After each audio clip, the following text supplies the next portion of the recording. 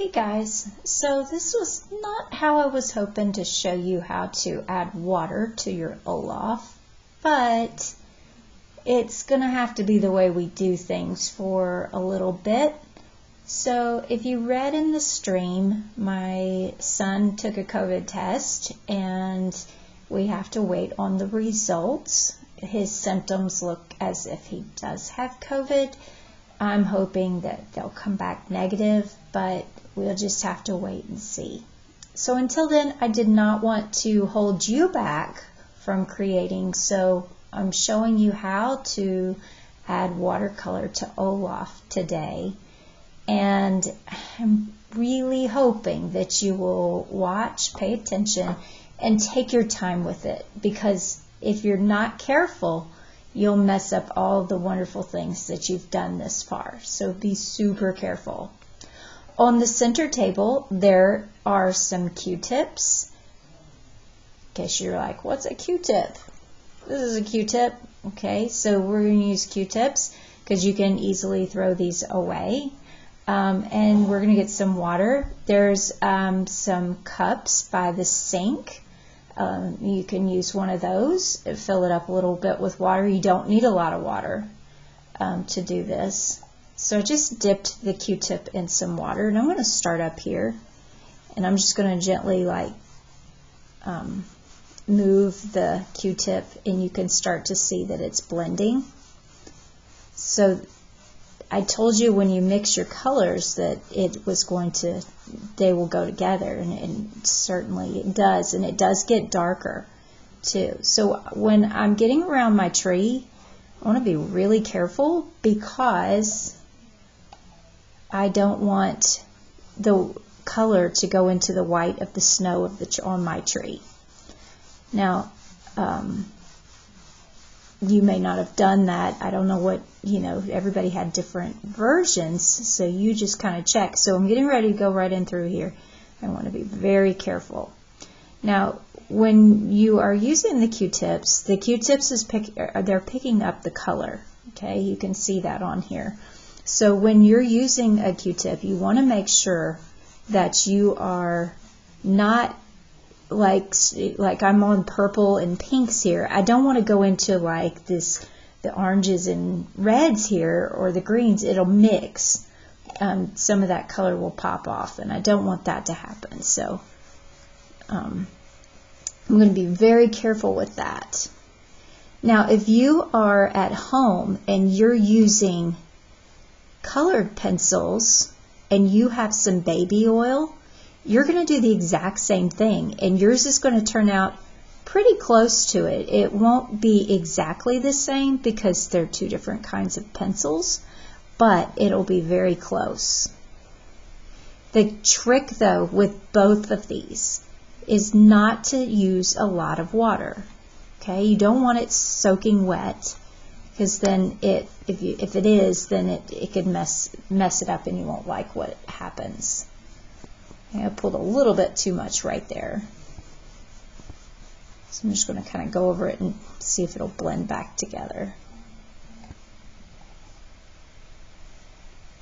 When it starts to get a little too dry, then definitely go back in and re-wet the Q-tip. In fact, I'm going to add more water in it and see if I can blend that little spot that I created.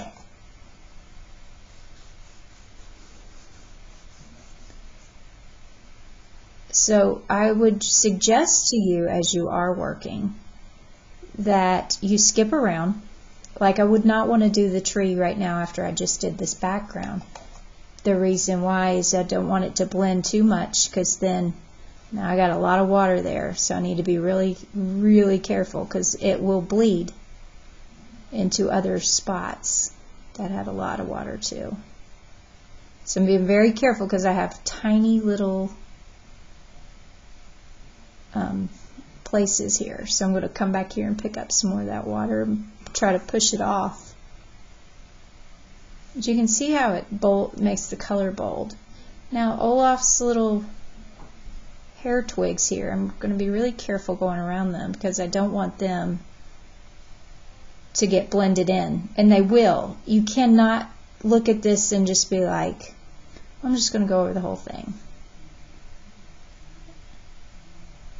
And not pay attention to where you added the color. Because if you do that, then it's all going to blend together and you cannot make it disappear. Okay, so we want to be really, really careful. You have to be thoughtful of your craftsmanship.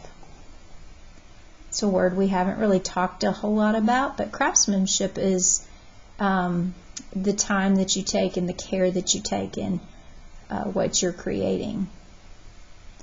If you rush through something, then your craftsmanship is not as good as if you took your time and really thought about what you were doing.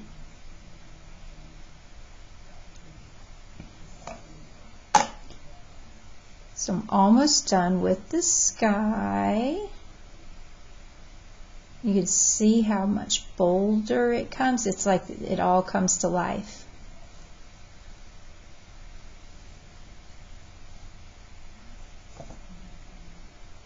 You see the difference there. And so that big, that's a big difference. It's really quite magical, isn't it? Which is what a very Disney thing. Okay, so I'm going to do a little magic. And when I snap my fingers, then I'm going to have the trees done. Or, well, I'll show you how to do the tree. In fact, I need to show you how to do the trees. Okay, so the top of this is the sky, okay? My trees do not have this color in, so I'm going to flip over to the other end of the Q-tip, and I'm going to load. Now the trees, I want to be very careful with the trees because of the way they're made. I want it to stay snowy, so I'm going to start down here at the bottom because that one might be a little wet still, and I'm just going to gently kind of go over it, but I'm not going to drag the Q-tip too far past where I made my lines. In fact, I'm going to do the Q-tip just like I made the pencil lines, with just a little swooshing motion here. Swoosh. You can swoosh when you do it. It makes it so much cooler. Can you swoosh, swoosh, swoosh, swoosh? There we go. Trees are coming alive. And the Q-tip's kind of nice because it's giving it a little bit of a real narrow line, kind of like what we did originally with the pencil.